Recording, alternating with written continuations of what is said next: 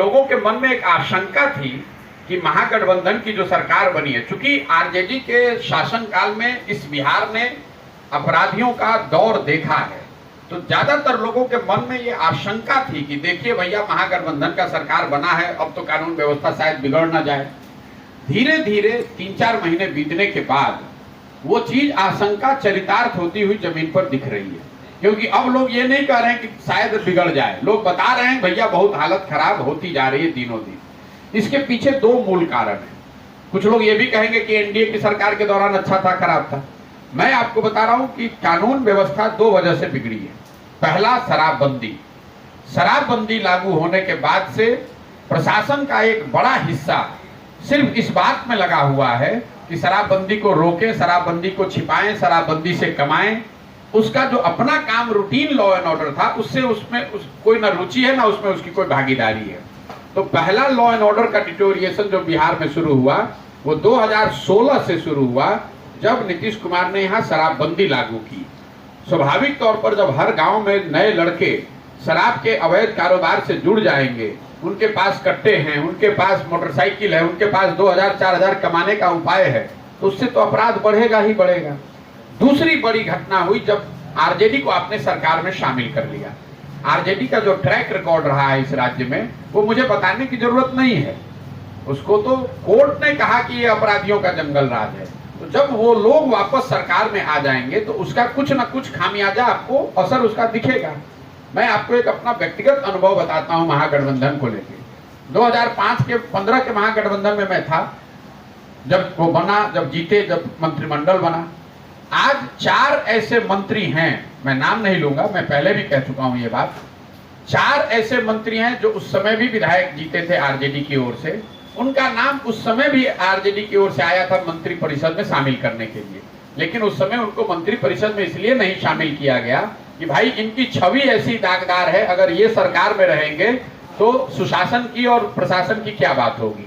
आज वही 4 लोग मंत्री परिषद के हिस्सा हैं।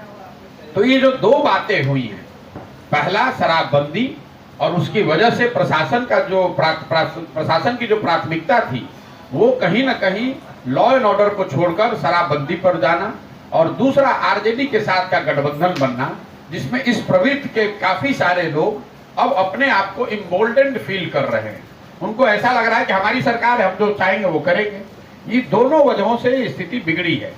इस साल 18 से ज्यादा मुखिया लोगों को गोली मार दी गई, करीब 7 से ज्यादा सरपंचों को गोली मारी गई है, जो अभी तक का आंकड़ा मैं पिछले 1 महीने पहले देख रहा था।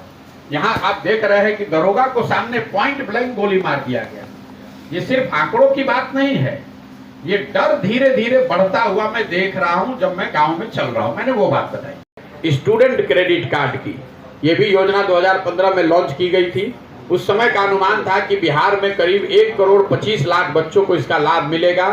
12वीं के बाद अगर ये योजना लागू रहती तो 12वीं के बाद पढ़ाई के लिए किसी भी परिवार को अपने बच्चे के पढ़ाने के लिए अपने जेब से पैसा खर्च नहीं करना पड़ता।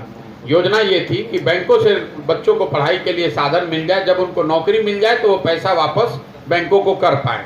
अभी तक जो सरकार, बिहार सरकार का अपना दावा है कि पिछले 9 वर्षों में 8 से 8.5 लाख बच्चों को ही इसका लाभ मिला है। इस योजना को भी अधिकारियों ने और सरकारी विभागों ने करीब करीब ठंडे बस्ते में ही डाल दिया है। तीसरी जो बड़ी योजना है जिसकी चर्चा आप लोग आम करते हैं वो है नल जल योजना। नल जल योजना में 2015 में ये अनुमान लगाया गया था कि 25,000 करोड़ रुपया खर्च किया जाए तो बिहार के हर घर में नल से पानी पहुंचाया जा सकता है। योजना शुरू हुई और उसके क्रियान्वयन में जो गलतियां हुई हैं, जो बंदरबाट अनियमितता हुई है, उसका परिणाम ये हुआ है कि 2/3 से ज्यादा नल जल योजना कहीं चल नहीं रही है। या तो योजना ठीक से बनी नहीं, या बनकर चली नहीं, या चली तो अब वो बंद हो गई है। ज्यादातर वार्ड सदस्य जो इसको बनाने में जिनकी भूमिका थी वो लोग चुनाव हार गए हैं। जैसा आपको मालूम है, पिछले साल जब पंचायती स्तर के चुनाव हुए तो 90% वार्ड सदस्य चुनाव हार गए। नतीजा ये हुआ कि जो नए वार्ड सदस्य आए हैं अब उनको पुरानी योजना टूटी फूटी जर्जर हालत में मिली है। एक और जो समस्या है, जो नल जल योजना जिसके वजह से नहीं चल रही है, वो वजह है जिस जमीन पर ये योजना बनी हुई है उसका मालिकाना हक। हुआ ये है कि जो